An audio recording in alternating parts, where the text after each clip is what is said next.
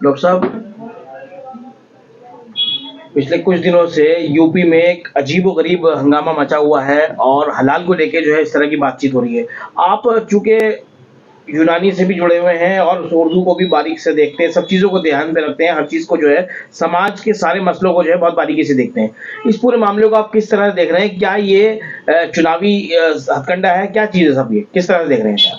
असल में ये चुनावी हथकंडा ही है। योगी जी की एक सियासी चाल है ये, और मुझे ऐसा लगता है कि वो मुसलमानों को टारगेट करके अपने टीआरपी बढ़ाना चाह रहे हैं, यानी वोट बैंक। ये बहुत पहले कहा जाता था कांग्रेस के लिए कि वो तुष्टीकरण की नीति कर रही है, और ये तुष्टीकरण में पूरी तरह से लीन हो गए हैं। अफसोस इस बात का है कि दुनिया के किसी भी सभ्य समाज में जो सिविक सोसाइटी है, जिसके अंदर तमीज़ है, तहजीब है, कल्चर है, कोई शराफत का, वहाँ ये बात आम है कि हरामखोरी से बच।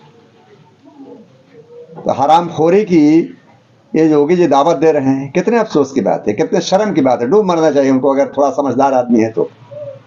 ये योगी जी पर्सनल मैटर नहीं है, ये पूरे भारत देश के लिए, पूरे दुनिया को संदेश जा रहा है इससे कि आखिरकार में किस सोच का, किस मानसिकता का इंसान बैठ गया है अपनी कुर्सी पर, ऐसे बड़े ओहदे पर फाइज हो गया है कि जिसके इतना में तमीज़ नहीं है कि हरामखोरी क्या है और हलाल चीज़ क्या चीज़ है।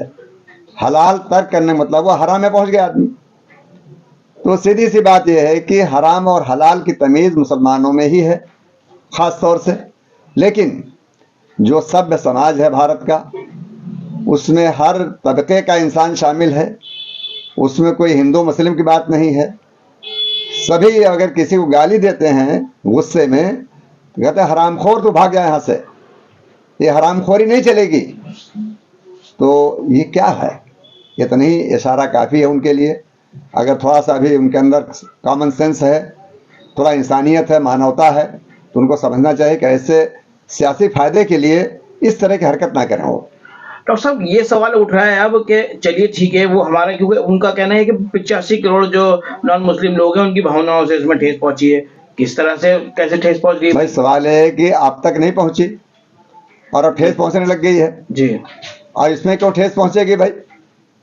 उसकी वजह असल में यह है कि अगर हम जो जय श्री राम का नारा लगाते हैं, जिस राम के नाम पर इन्होंने हुकूमत हासिल की है, उन्हीं राम के पिताजी को देख लीजिए, वो शिकार करते थे, क्या उससे भावना नहीं आहत होती है?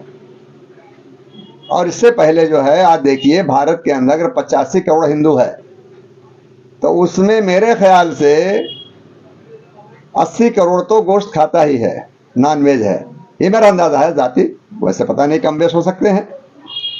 तो क्या मतलब है कि उनकी सबकी भावनाएं आहत हो रही हैं? इस देश के अंदर चंद मुट्ठी भर जो तंग नज़र हैं, संकीर्ण भावनाएं रखते हैं, उनकी वजह से क्या सारी भावनाएं उसको भेंट रह जाएंगी?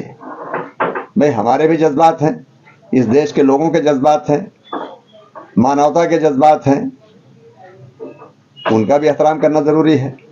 आप एक तरफा अपनी भावनाएं क्यों चढ़ा रहे हैं, किसी को थोप रहे हैं किसी के ऊपर? तो बहरहाल ये उनकी अपनी सोच है, और मुझे लगता है कि वो जल्दी ही समझ जाएंगे। जिस तरीके से हिंदुओं की तरफ से भी इस पर काफ़ी सख्त प्रतिक्रिया आई है जी। कि ऐसी जो छिछोरे किस्म की सियासत है, ये ठीक नहीं है।